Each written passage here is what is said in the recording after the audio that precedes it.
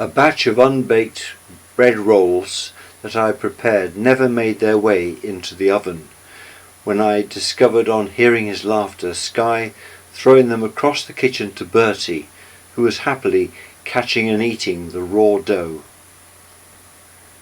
I thought that I was being quite clever when I called Jan into the music room, played Cute on the piano, gave her a box of chocolates and a Valentine's Day card, until she pointed out that it was only February the 10th. Jan decided to dye my hair and beard, which were going decidedly grey. Unfortunately, she also dyed parts of my face, neck, and the tops of my ears. This all took a number of days to wear off.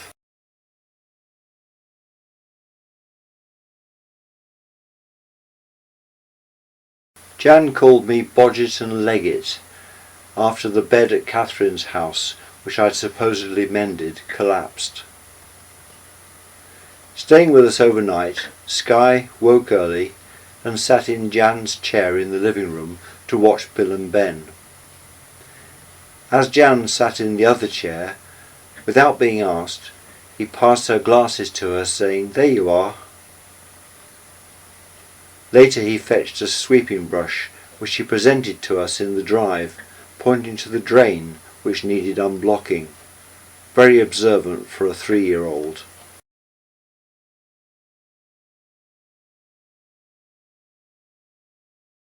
When the Gillingham Hall estate was sold to a racehorse owner named Hassan Nakib, I was given the opportunity by the estate manager to look around the property before he moved in.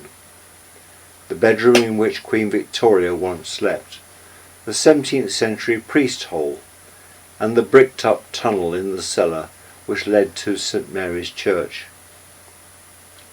2 churches were built on either side of the driveway to the hall. Why was this? Apparently this driveway was the old county boundary between Norfolk and Suffolk. On either side stood a monastery, All Saints and St Mary's. After the dissolution of the monasteries, All Saints was allowed to go to ruin. This is confirmed by the list of rectors in St Mary's Church. Up until 1600 there were 2 rectors, one for each church, and after that date only a rector for St Mary's. After moving in, Hassan's first action was to block the village footpath that follows the driveway to the hall with an electric fence. Then he called me to say that he couldn't understand why the community had fallen out with him. The fact that this footpath dates back to the Middle Ages, long before Gillingham Hall was ever thought of, probably had something to do with it. The alternative path that he offered went through the grounds of the ruined church. However, the local authority then closed the new path because of the danger of loose stonework falling off the building. One Sunday there were severe winds, and the Gillingham congregation found themselves trapped in at the end of a service as a tree had fallen across the only access road to the church. I walked over to the hall, and Hassan Nakib had the presence of mind to invite us all for refreshments, while his estate workers took chainsaws to the fallen tree. This helped to relieve some of the tension between Hassan and the people of Gillingham.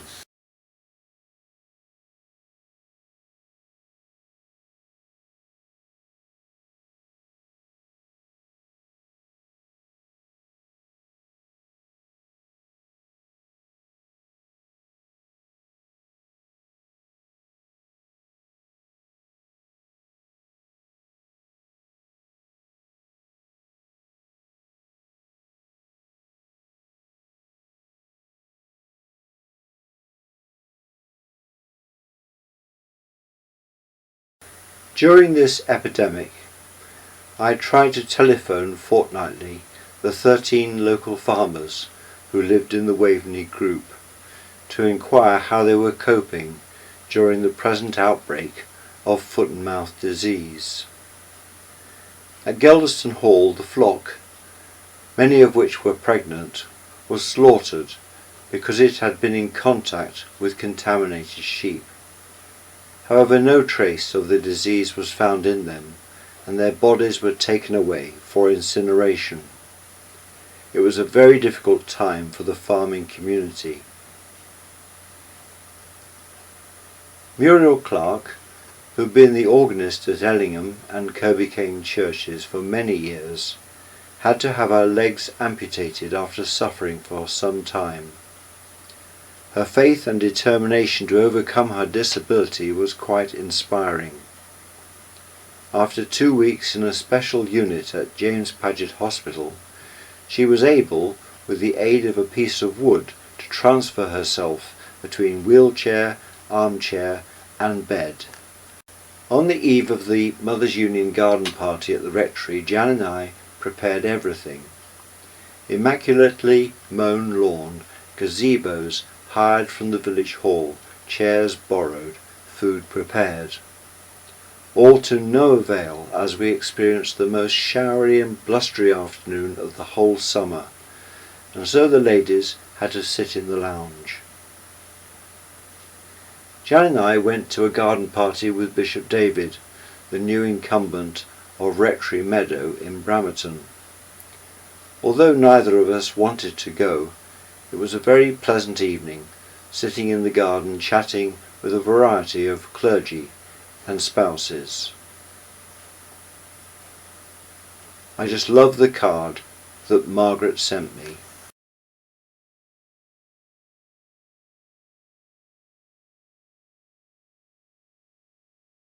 Masquerade played at the Surliam School medieval summer fair, where Mum and Dad came to watch us as they came through from Chapeltown on their way to visit us at Geldeston. They brought Jan and I a present of a matrushka, Russian dolls, and showed us the video of their recent holiday in the Ukraine, along the river between Kiev and the Crimea. One evening the four of us went to Geldeston churchyard to look for glowworms. They were everywhere, quite a sight.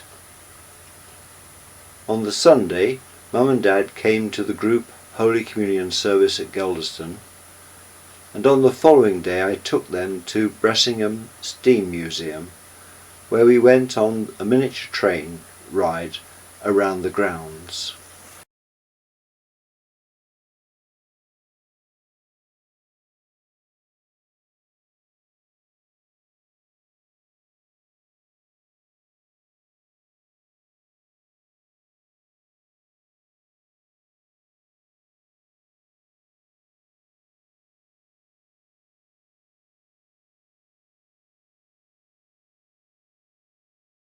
On the 9th of September 2001, Jan, Mum, Dad and I embarked on a week's cruise on the Llangollen Canal. On the 12th of September, as we awoke, Jan heard on the radio the news of the hijacking in the USA of aeroplanes that had been crashed into the World Trade Towers on Manhattan Island and the Pentagon in Washington the day before.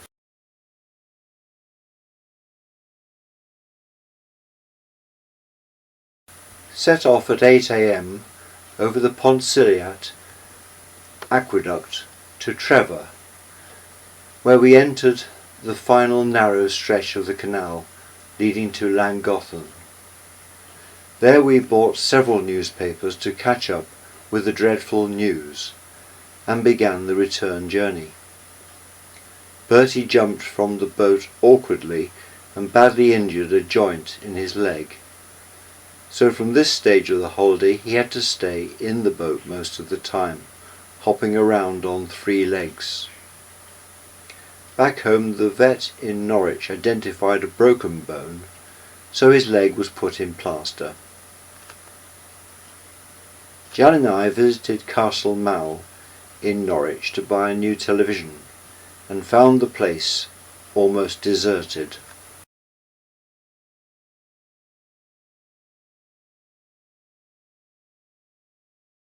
Catherine spent several weeks in Bristol staying with Paul as she looked for a house to rent. After several disappointments, she found a good 2-bedroomed house and raced a couple who were also interested in the property to the letting agent's office on the other side of Bristol.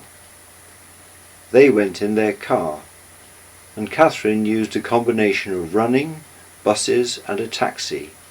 She was obviously determined, and did arrive first and secured the tenancy. On Friday the 16th of November 2001, Jan and I helped Catherine and her friend Nigel from Norwich load a van at the Teesdale house in Carlton Colville. Nigel did a very good job of loading everything. Catherine, Skye and Mitty set off, with Nigel driving them just after midday. They were in their new Bristol home by 10 p.m. after some heavy traffic on the way. Catherine told us that she was now making many friends with other mothers in Bristol. However, she complained that she was seeing less of Paul because he now had a girlfriend named Kirsten. Catherine joined a singing barber shop style group called Span and went to Butlins with a new friend called Lisa. While there, Skye got stuck in one of the water slides, and the attendant had to get down to him and slide the rest of the way down with Skye. Having sorted out the unwanted contents of the loft at Gelderston Rectory, and having ascertained that Paul and Catherine wanted the camping equipment, Jan, Bertie and I set off for Bristol with the Mondeo packed to the roof. Bradley Stoke was easy to find, and we shared an evening meal with Catherine and Skye at a table in the garden. The following day, after collecting Skye from play school, we drove over to Paul's home, getting quite lost at first. Then we took Paul and Kirsten to the Clifton area of Bristol for a walk. Outside a restaurant we ate soup and rolls, and that evening, after a meal in the Asda cafeteria, as we waited for the rush hour to subside, we returned with Paul to Dewfalls Drive.